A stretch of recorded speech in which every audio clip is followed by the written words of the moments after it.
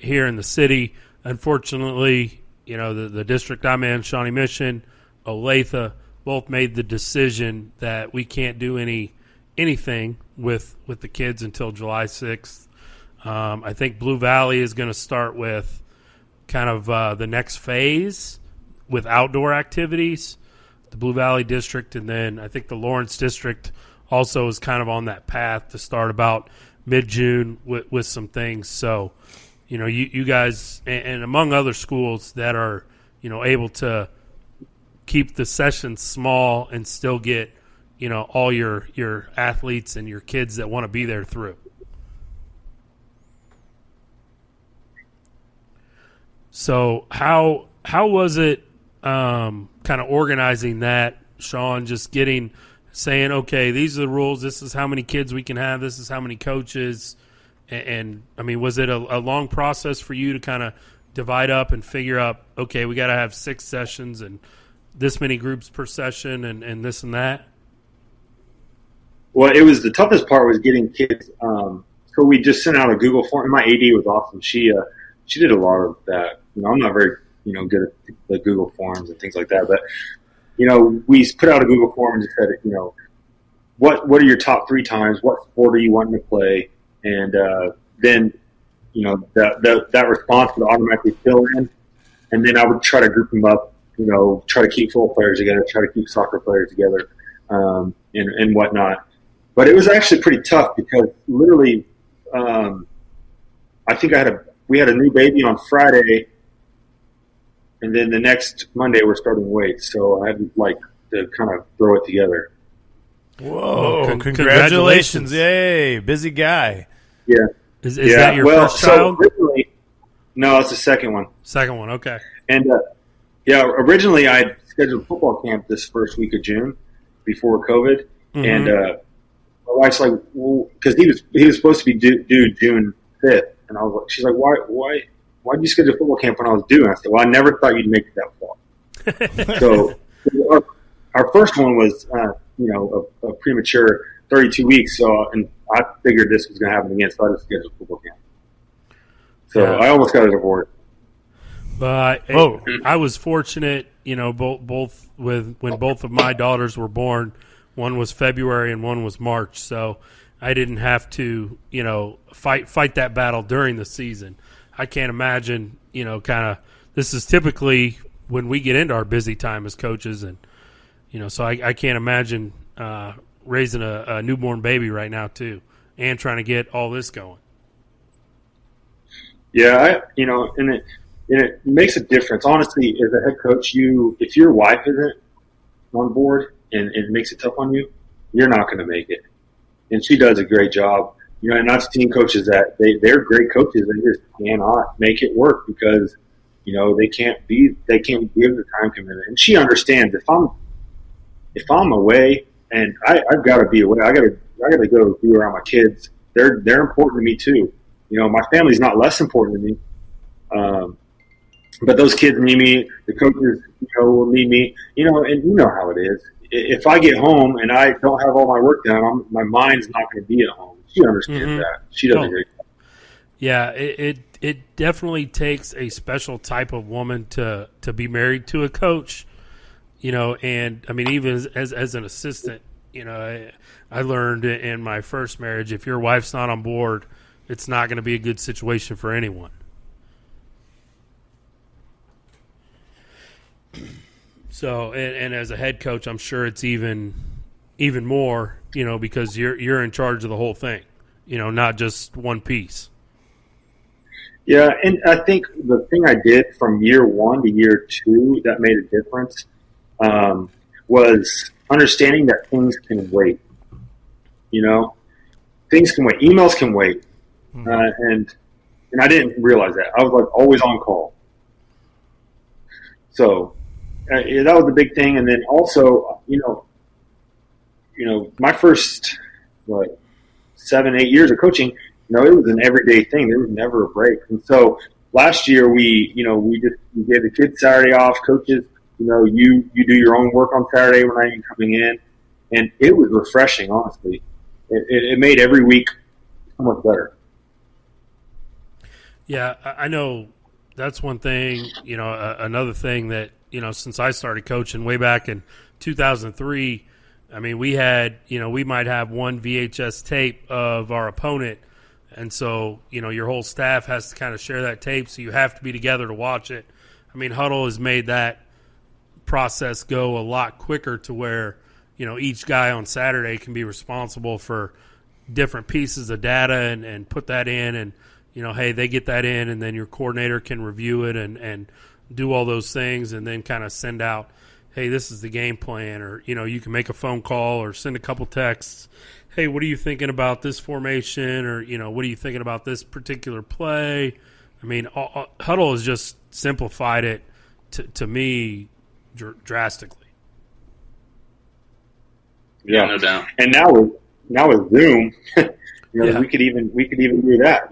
So there's no reason, I don't think, to not be a family man and be a football coach. So.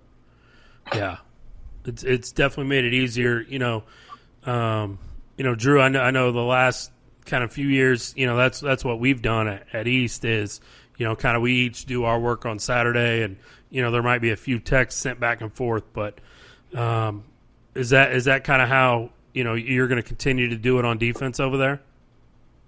Yeah, no doubt. I mean, I think the big thing is get as much as we can done Saturday. Get all the data put in, all that that breakdown stuff, and then I'm gonna try to kind of follow off what Coach Long's lead and send out that like a screencast video of kind of my thoughts and kind of some stuff that way once we get to meet in person we can take as few as much time as we need to and get after it, but make sure we're doing it smart, doing it right, and that we're all on the same page when we leave.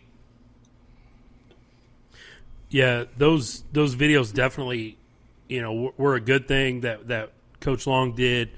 That way when we did get there on Sunday, we kind of already knew where his head was at with, what he was thinking on the defensive game plan for the week. And, that way we were all kind of on the same page. And if we had different ideas, we could talk about those beforehand or bring them to the meeting and say, hey, why don't we try this or whatever it may have been. Yeah. All right, guys. So, we like to end the interviews with probably the most important question. It's just you got to think really hard. You got to make a decision. So, and I'll start with let's see. I'll go ahead and start with Drew. Favorite barbecue, KC. We may have already. Did we ask you this before? I can't remember. Maybe. Oh, maybe. But whatever. Let's go again. LC's. Oh. Down by the stadium. I think you're the second guy that said LC's, or maybe it's been you twice. I don't know. No, somebody else said LC's. I remember. It's definitely LC's. That's what's up. I got a buddy that actually works like close to there, and he swears by LC's. He's like, man, I think that place is burned down like 3 times or caught on fire. He's like, that's how I know, man. It's really good or whatever. But like LC's is kind of like a little secret, like not everybody knows about it, and it's awesome. So great answer. All right, Coach Sean, what you got, man? What's the best barbecue? Now you're going to be a little bit different coming from the opposite area. Yeah. Give us a place. Well, I don't have the best experience. I kind of once I had Joe's, I never went anywhere else. Hey. Okay. But I did go to Q39 the other day, and it was pretty darn good. I'd have to give it a few more shots to see, but it's probably Joe's right now. You got Joe's. What's the plate of choice at Joe's? Like if you go in Joe's. Z-Man. Z-Man, yeah. I like that, man. That's the easy one. A little Z-Man, some fries. Man, that's good stuff. Very popular Yeah, choice. Joe's is like the heavy favorite right now. Usually I'd say all of our guests, if we went back and watched all the shows, maybe that's something Ryan can do this week is go back and find out everybody's answers to the best barbecue. And yeah, is that possible? Yeah, thanks, man. Go back and watch 100 some episodes and watch and figure it out. Thanks, man. Yeah. No. So as we get you guys out of here, we thank you for joining.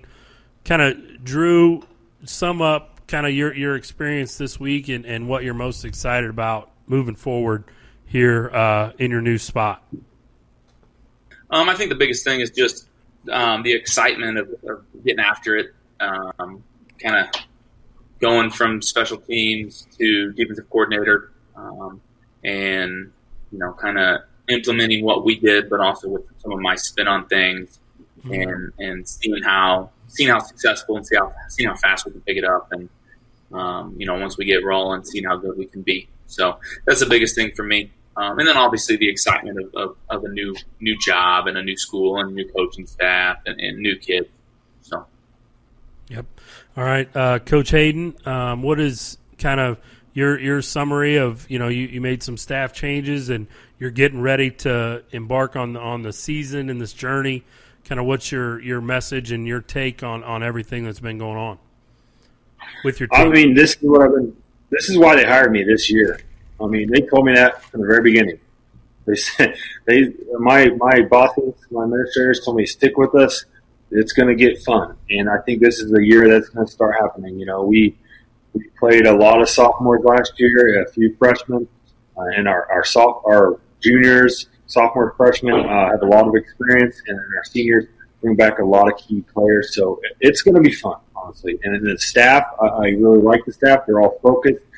You want to hire guys that you trust to do the work, and that was some of the hardest things I dealt with the first couple of years. Is I spent too much time worrying about everybody else's work, and now that you can delegate and just let them do their job, and you trust them, they're going to do great things. Well, fantastic. Wish you guys the best of luck, and I hope that down the road you're playing Bishop Miege in the playoffs at some point later this year in November. Be awesome. Thank you. Yep. Thanks, cool. guys. Thanks, guys.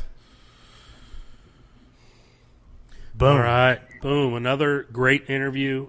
Two guys. Coach Sean Hayden, first interaction with him really, but Drew had been on the show before, and like I said, good friend. And, yeah, that'd be cool. Hopefully we get coach. to have him on again whenever they're in the middle of their undefeated season. And getting ready. That last little statement he made kind of gets you fired up a little bit. Like he's like, "This is why I got hired. This is the year. Let's go." I'm like, man, that's Yeah. His kids need to watch that because he's showing right there. He's got faith in all the work they're doing, and he's also got a lot of faith in his coordinators and his staff. So keep an eye out for Eudora. Definitely.